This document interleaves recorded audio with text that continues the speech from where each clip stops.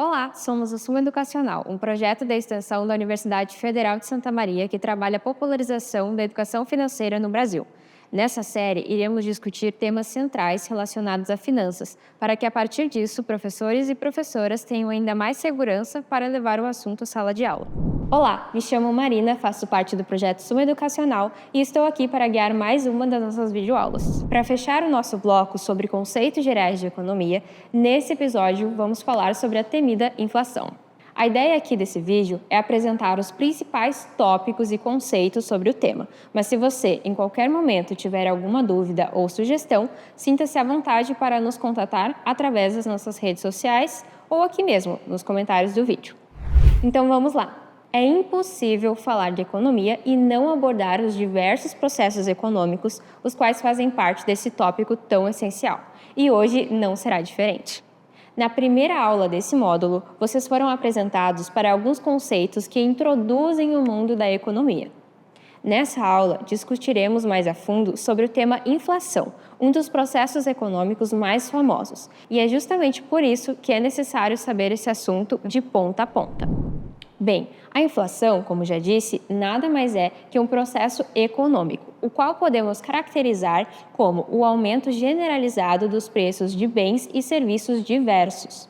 Quando eu falo sobre um aumento generalizado dos preços, isso significa que, em geral, os produtos estão mais caros, o que tem impacto direto em nossas vidas.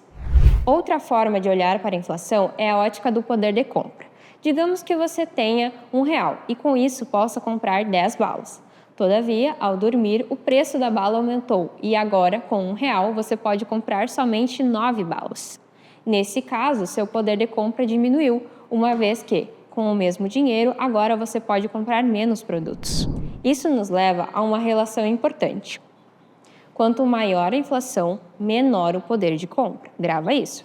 Quanto menor a inflação, maior o poder de compra. Em outras palavras, durante um período de alta inflação, a população fica mais pobre. Isso, é claro, se comparada com o período de baixa inflação. Tá, mas calma lá. Como assim o preço da bala subiu do nada? Por quê? Bom, acho que agora é uma boa hora para falarmos das causas da inflação. Vamos lá, tem 3 principais causas para a inflação, e são essas causas que irão determinar qual o tipo de inflação. Temos inicialmente a inflação por demanda, que é quando ocorre um aumento repentino da procura de um bem, ou seja, a demanda aumenta muito e aí, devido à incapacidade de produzir o bem em larga escala, acaba por faltar nas prateleiras. E a ausência desse produto faz com que o seu preço aumente consideravelmente. Como vimos na aula anterior, esse aumento da demanda pode ser relacionado com o aumento da oferta de moeda.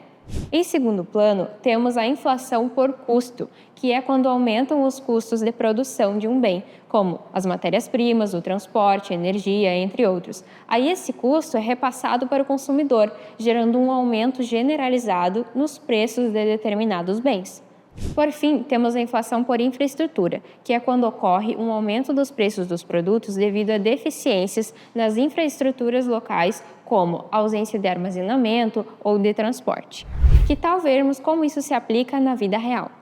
Um exemplo claro de inflação por demanda é um aumento do preço do leite durante a chamada entre-safra. Esse período é marcado pela estação mais seca do ano, o que faz com que a produção de leite das fazendas caia de forma considerável, não sendo suficiente para suprir a sua demanda. Já um exemplo comum de inflação por custos é a ocorrência de conflitos bélicos, como a atual guerra entre a Rússia e a Ucrânia. Essa encareceu a oferta de diversas matérias-primas para a produção industrial, custo que foi repassado ao consumidor. Por fim, um exemplo brasileiro de inflação por infraestrutura é a baixa oferta de armazéns para guardar sementes, o que resulta em maiores custos para o produtor no processo de estocagem. Os índices de preços ou índices de inflação são formas de medir o grau de inflação de uma sociedade. Aqui no Brasil, quem realiza essa medição é o Instituto Brasileiro de Geografia e Estatística, nosso famoso IBGE, por meio de um importante índice, o IPCA. Vamos fazer um parênteses aqui e ver um pouco mais sobre ele. O Índice de Preços ao Consumidor Amplo, IPCA, tem um propósito simples: medir a variação dos preços de uma bolsa de um mês para outro e aí mostrar se ocorreu uma inflação, aumento, ou uma deflação, uma queda durante esse período. Essa bolsa é, na verdade, o nome que é dado para um conjunto de produtos e serviços que é analisado pelo IBGE. No caso, atualmente, ela vai desde arroz e feijão até material escolar, despesas médicas e passagens de ônibus. É por meio da análise dela que o IBGE calcula e aponta qual foi a variação no custo de vida das famílias no último mês. E lembra que lá no começo eu falei sobre a inflação causar o empobrecimento da população? Pois é, o IPCA nos ajuda a ver isso também. Para descobrir se você perdeu o poder de compra, basta comparar o valor do IPCA com a variação do seu salário. Falando assim, pode parecer confuso, então vamos ver na prática. Digamos que seu salário não mudou, ou seja, a variação foi zero. Caso o IPCA seja maior que zero, você ficou mais pobre, mas não porque você perdeu dinheiro, e sim porque tudo está mais caro.